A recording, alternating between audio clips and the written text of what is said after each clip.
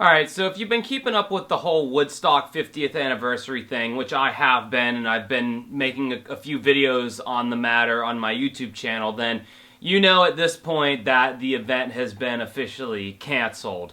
As of July 31st, Woodstock 50th anniversary has been canceled. It is not happening. There's no, oh, we have to find a new venue, or we're still going to make it happen. We just have to, do a few things here and there. It's completely done. The sole proprietor of the Woodstock property, Michael Lang, has announced as much. The reasons why it was canceled were so kind of tedious and boring. I'll try to boil it down for you, and I'll also put the Rolling Stone article that I got all my facts from in the description of this video. It was basically a he said, she said between Michael Lang and Co. versus the Dentsu Aegis Corporation that was helping produce the Woodstock event and I believe fund some of it. I'm not sure, but Dentsu was accusing Michael Lang of not securing permits for the projected 150,000 people, and Michael Lang was accusing Dentsu of, sabotaging the event essentially by, going to the media with all this kind of negative PR about how the event was being mishandled and this, that, and the other. There were lawsuits, there were court hearings. Michael Lang eventually found a new backer with Oppenheimer and Co., but again, he could not secure a venue. They were looking into doing the Woodstock 50th anniversary at the Merriweather Pavilion, Post Pavilion, which is the name of a Wilco, right? Wilco, didn't they do an album? Anyway, that's I digress. Michael Lang was saying that the event was going to happen August 16th, August 18th. He was projecting the dates were going to happen at the same exact time the Smashing Pumpkins were going to be playing a show there. So it's like, why would you make a statement like that, knowing that those dates that you were talking about playing, at least one of those dates was already booked by another band? It's just weird stuff like this that's been going on this whole time. First with the permit thing, and then they tried moving the event to this other area in New York, and the city council, and had these kind of town hall style meetings, and literally the residents of this city in New York remembered the whole Woodstock 99 incident that took place in Rome, New York, and the hellacious nightmare that was Woodstock 99. Despite it having a really fantastic lineup, in my humble opinion, there was pillaging and raping that went on there that was awful, and I made a whole video about that you should go check out.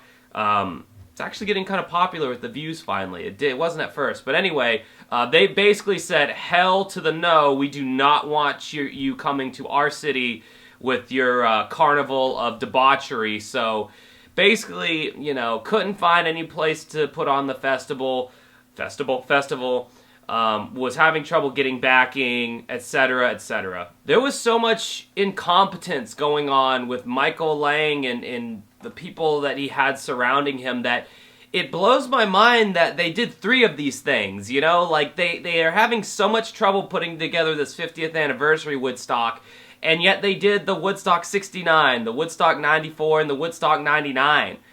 I mean, Woodstock 69 was a disaster. In fact, they all were disasters in their own special ways, but I mean, 94 and 99 weren't as bad of a disaster? I don't know. Maybe the whole thing was a stupid idea to begin with, but I was very excited when I heard that they were going to announce the Woodstock 50th anniversary at first. But this has just been one complete disaster. And, Mike Lang, he took a bath on this financially. I mean, $17.8 million was supposedly illegally swept from the festival account by the Dentsu Aegis Corporation. That was actually what was one of the lawsuits was regarding. Lang wanted them to give the money back. I don't know what kind of contractual agreements they had between themselves, and the judge ordered that they did not have to give the money back to the festival bank account. So that money was taken away. All the booking agents for all the talent had been paid in full before the show. $32 million. And they get to keep that money. The artists get to keep that money. They don't have to give it back. And so Lang is encouraging all of them to donate 10% of it to charity and this, that, and the other. John Fogerty said that he was going to give all of his to charity, which, you know, is the decent thing to do, because I'm pretty sure John Fogerty's not hurting for money these days. If you go to their website now, the Woodstock.com website, it's just a red, you know, screen with their resignation letter essentially saying, you know, we believed in the dream, man, and we wanted it to happen, and we're still working with all these various organizations to help people get out and vote, and this, it's like, yeah, that's great and all, dude, but nobody cares about any of that shit. We just cared about the music. It's great to tack those things on the side, like, fantastic, but, like, dude, we wanted the concert. We don't care that you're still working with headcount.com or whatever to get people to vote. I mean, maybe some people do, but I'm pretty sure 95% of the people just wanted the concert to be put on. And, oh, don't worry, there's also a link to their merch store, too. They're still trying to pump out the Woodstock 50th anniversary merch, which honestly is kind of sad when you go and check out all the merch that they had planned out for it, especially the tapestries. It looked like it could have been such a great concert, you know, and when you go look at their merch, it's like, to me it's just sad, because it's like they put all that trouble into making the merch, and they really wanted it to happen, and due to a bunch of just, you know, incompetence on various people's parts, it's just one of those things that wasn't meant to happen this year, you know, which sucks because this happened to be the 50th anniversary. Obviously, it would have been great if it could have happened, and if it's not going to happen on the 50th anniversary, don't really see a whole lot of impetus for it to happen any other time. I mean, not to mention, I have to harp on the fact that the lineup was really bad. I made a whole video about how the lineup was really bad. You can go and watch that video. I mean, there's so many great festivals out there that are getting so much great talent, and this Woodstock lineup for the 50th anniversary just did not do it for me at all. The acts were just these tired, safe, toothless, low-energy acts, and then you had a lot of the 69 alumni, but, I mean, that's great, you know, in keeping with the spirit of the festival, but honestly, who is really listening to, you know, a lot of the Woodstock 69 alumni nowadays, like, actively? It's like, who are you trying to bring in? You trying to bring in the old fogies, or you trying to bring in the kids?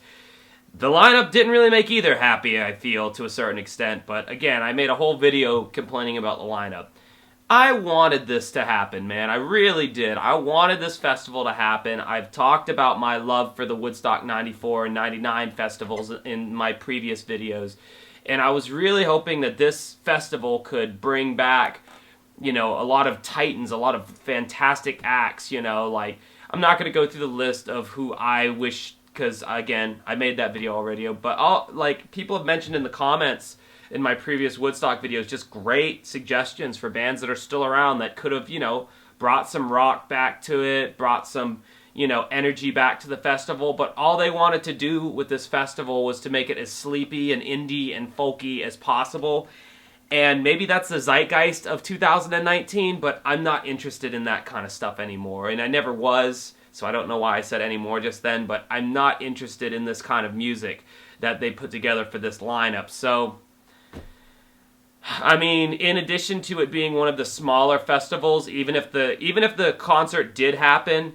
even if the 3 days of peace, love, and music did happen, the projected numbers were much smaller than most big festivals out there right now. So it would have been like the 98-pound weakling compared to the Bonnaroo's and the Coachellas of the world. And again, I feel like a lot of that had to do with the shitty lineup. So it's a shame. It kind of sucks. Maybe they'll do it next year. But like I said, I mean, if you're going to revive this festival that, you know, the last time they had a festival was Woodstock 99, where there was rape and pillaging, you know, and the memory of the Fire Festival fraud is still fresh in everyone's minds. The 50th year anniversary was the time to do it. So if it ain't happening this year, then I just don't think it's happening at all.